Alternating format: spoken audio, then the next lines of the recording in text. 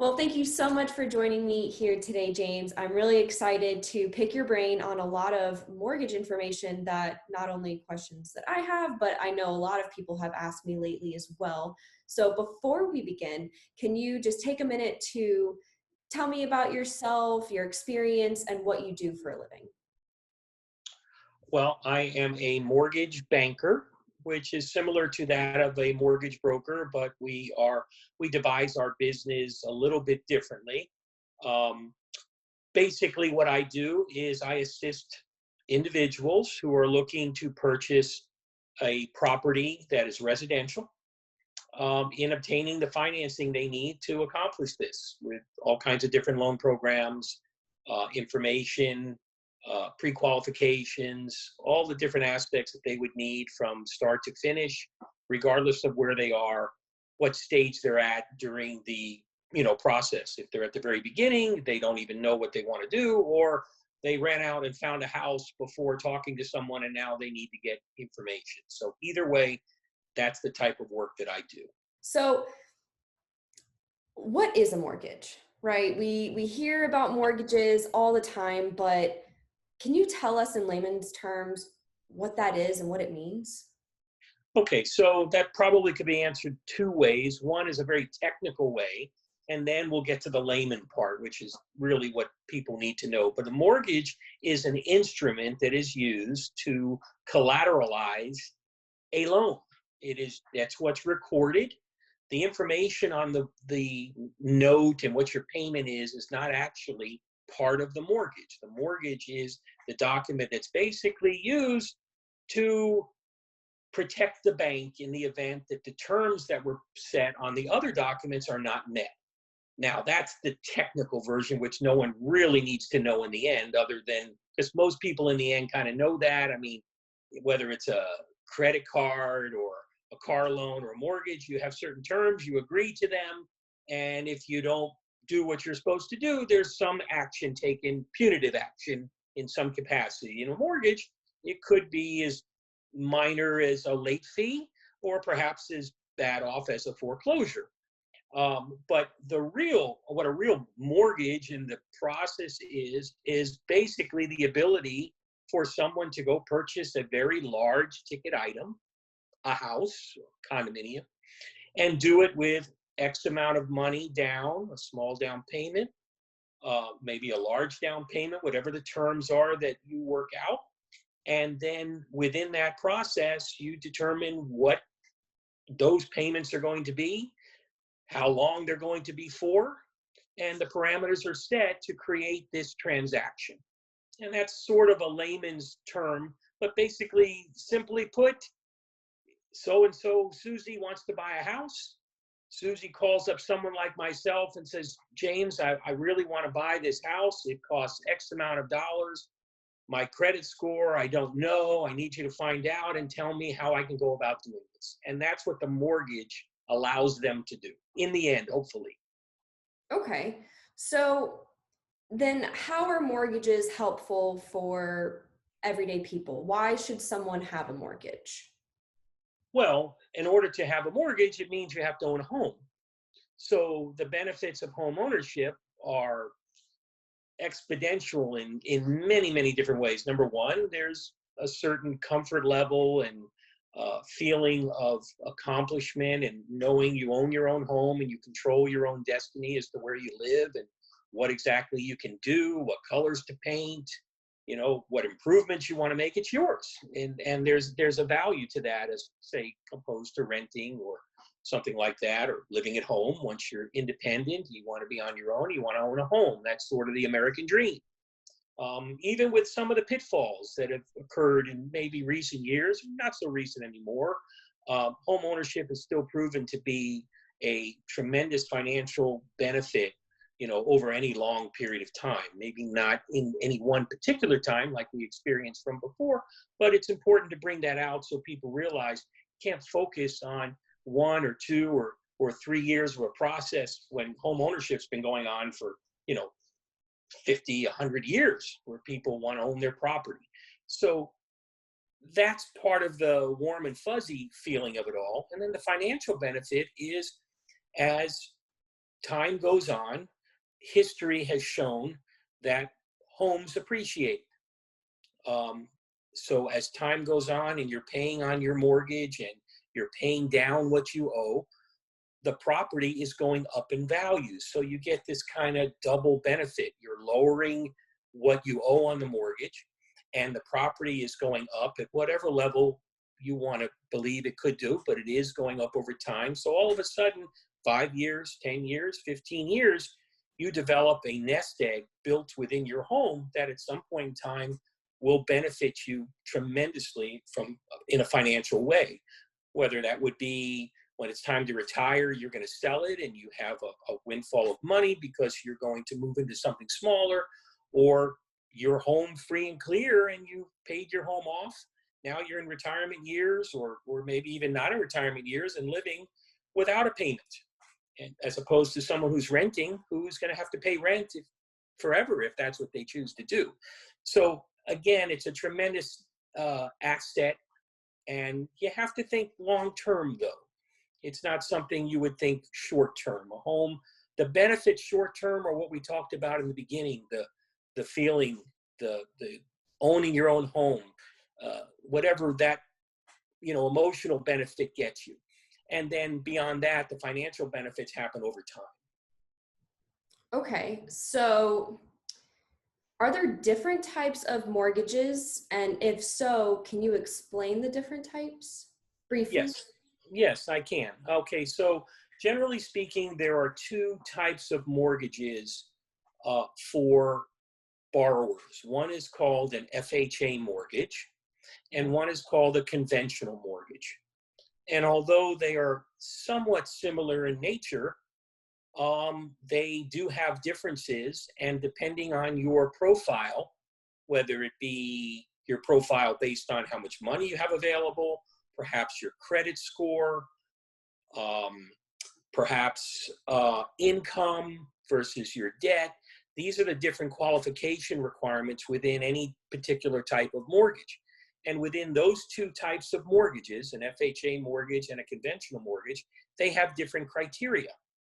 So based on an individual person, when myself or someone like me is speaking with them, they once learning about their certain situation, their particular income, their particular debt, their particular money available, whether they're getting help maybe from a relative with a down payment, all these different facets will determine which is the best direction for them to go. Got it. Okay, so it sounds like there's a lot of nitty-gritty information that if someone was about to go through this process, they should probably talk to you or another loan officer to figure out exactly what would be the best option for them. But what are some common things that a first-time home buyer should know? What's just blanket? Okay, so a first-time home buyer, the most important, there's three main components of getting any loan: income, assets, and credit. So the first obviously is what is your income? How is it determined? Are you a salaried borrower? Are you commissioned? These things are, again, getting involved with someone like me, hopefully me or someone like me, because these are the questions that have to be asked, because very seldom does someone have all the answers unless you're speaking to someone like me to better prepare themselves for that path. The reason being is it's important to know how your income is derived, because there are different qualifications depending on how your income is derived. So real short example, let's suppose you have commissioned income and you want to use that for qualifying. Hey, I'm in sales. I've been making sales. I make an extra $1,000 a month.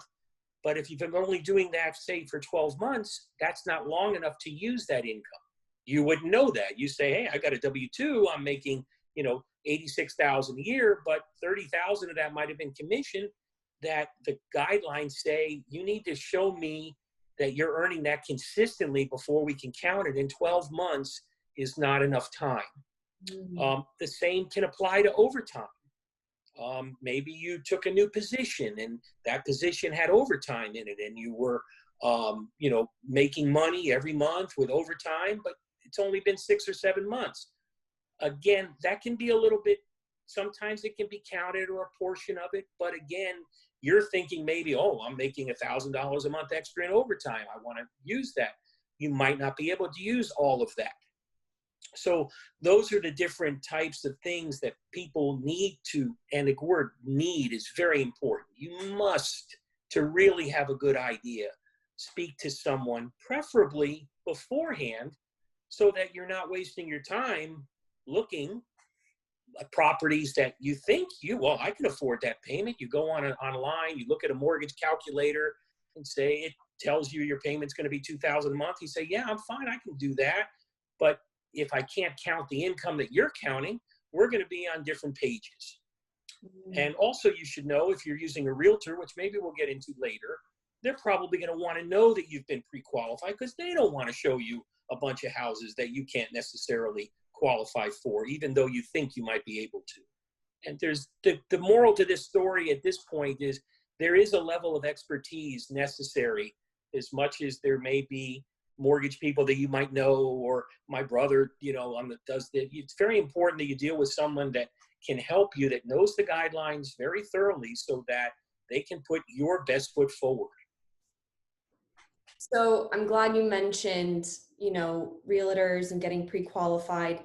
This next question is actually a specific question that was asked by someone who watches my videos and is in the process of thinking about starting to buy a house. And I'm not sure if this is a question for you or if it's a question for a realtor, but we'll go ahead and ask it anyway, because I think you'll be able to provide insight regardless.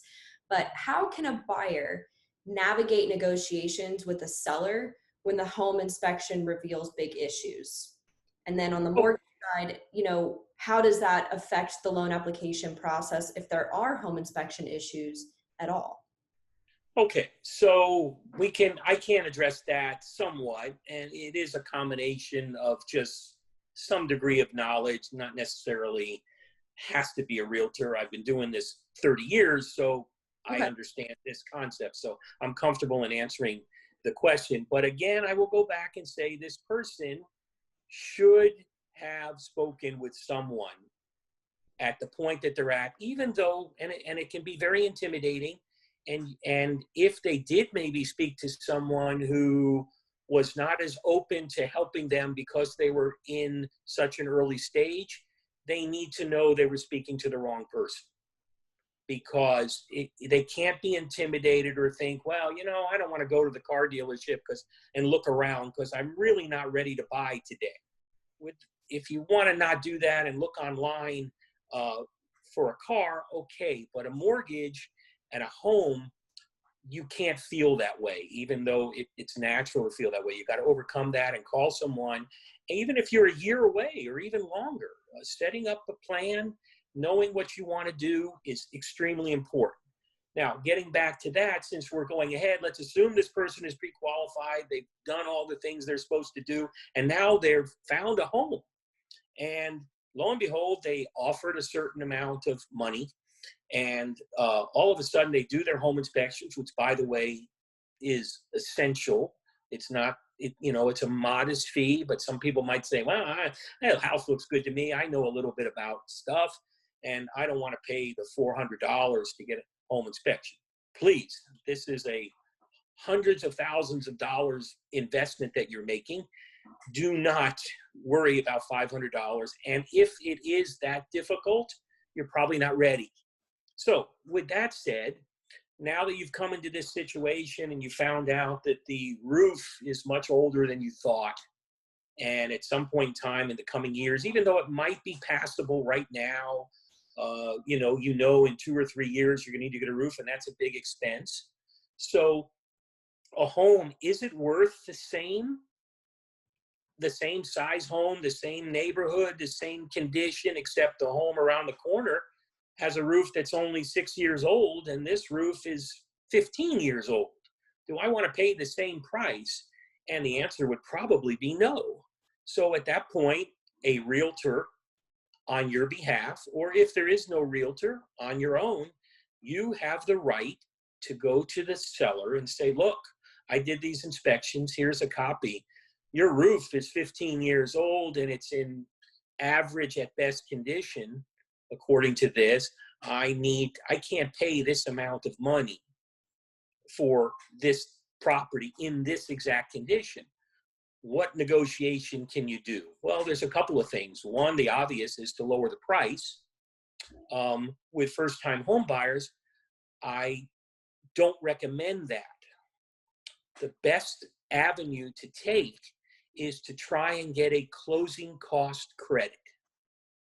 Now, depending on the loan, that can vary from any maximum of 3% of the purchase price or 6%. That's, again, this is where your criteria of which loan you take can all of a sudden change by the parameters of your particular situation. An FHA loan allows the seller to contribute up to 6% of the closing costs. It cannot exceed that. So if your closing costs aren't 6%, then you can't get a 6% credit.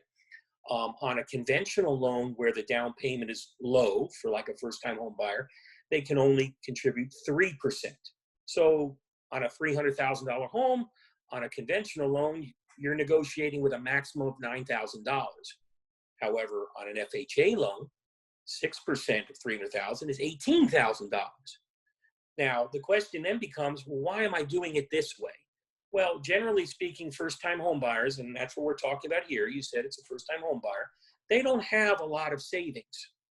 So within a year, and home ownership can not only take their savings, but in the beginning, when they want to do some fixing up and they're going to Home Depot and buying some paint or whatever, they're not necessarily saving more money, they're spending more money in those first little bit. So consequently, if something major is going to come about, they may not have the funds to handle it. So how do you offset that? Well, I've got this $20,000 saved for my down payment and closing costs, and I'm going to need a roof. So if I don't have to pay the closing costs because the seller's paying them, that's $10,000 that I didn't lay out at the time of sale. So now that's in the savings account for a new roof or a major portion of the new roof where, okay, you still have some leftover savings to pay the difference. And it doesn't necessarily have to be a roof, by the way. It could be something maybe not quite as expensive. Maybe the air conditioning unit is very old and it's going to take $5,000 to replace that. And you're using most of your savings. So again, you say, it's fair. This home is $300,000, but the air is on its last leg. So I can't pay $300. Let's settle on $295. And the best way to do that $295 is not to change the price, but to give me $5,000 towards my closing costs. Now, remember, it may not seem like they're giving you the money, but they are, because that's money you were going to outlay. And the seller shouldn't care if they're happy to give you the $295 either way, because in the end, they're netting at $295. So it's just a more favorable way for a buyer, especially with limited funds, to tackle these types of things. And generally speaking, you need the help of someone, because if you're a first-time home buyer, even this might be a little bit complicating our conversation, so you can imagine doing it for real. So definitely have someone to help you. It sounds to me like every situation is different, but even if there's an unfavorable home inspection, there are still options even throughout the loan process. Is that correct? Absolutely. Absolutely. Part of the process is a real estate contract is what's called an as-is contract. And initially, that could be looked at as kind of scary. You're buying the house the way it is. The seller is saying, look, you're taking it as is.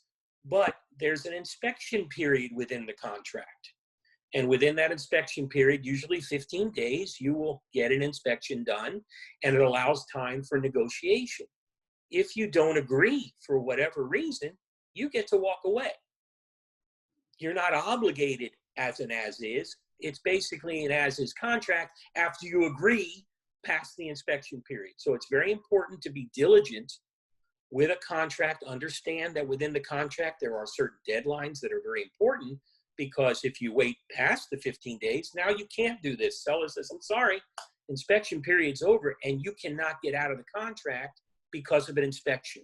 You could forfeit money that you might have put on deposit, which you certainly would never want to do, and you want to make sure you adhere to that contract. Okay.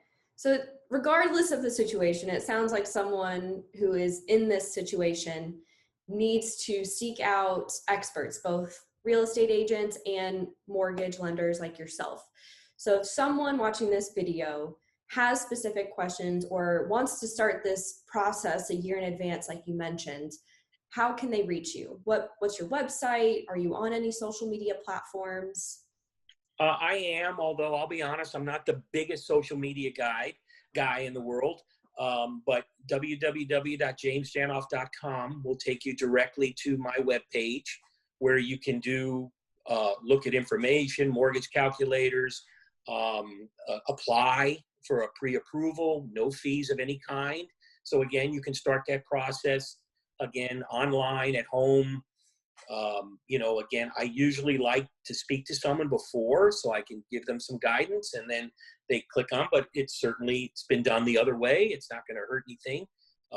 The good thing about a mortgage application online is although I'm not allowed to complete it for you, I can edit it. So it's a non-intimidating thing. You can put something in the wrong place or I didn't know I couldn't, count that income. I can lower it down. I can do whatever is needed to be done. So yes, that's really the best way. And by the way, let me say this, as much as I am a fan of the online application and all those different things, and all the tools that are available to the consumer, I think it can sometimes be a dual-edged sword because sometimes, again, when you do this on your own without some at least pre-guidance, you can get a false sense of security because you don't know all the guidelines or, lack of a better word, the rules. So you put something in, you put in some information that you believe to be correct and is correct based on certain documents that you're looking at, but not necessarily the way a mortgage company looks at it. So it's real important that before you start doing this, if someone is making you feel intimidated, you got the wrong person. Communication is still extremely important in this process, especially at the beginning. It is very, very important, especially for someone who has never purchased a home and maybe doesn't have the guidance that they could get perhaps from a family member. And that can even be a little dangerous because sometimes family members are well-meaning, but sometimes think they know something that perhaps maybe has changed because when they bought their home, it might have been different than it is today. Well, I think that answers all my questions. Thank you so much for joining me today and allowing me to pick your brain. I know I sought a lot of value out of this, and I know others will too. So thank you so much, and I hope you have a great day. You do the same. Thank you very much. Good luck to everyone. Everyone stay safe. Thank you. Thank you.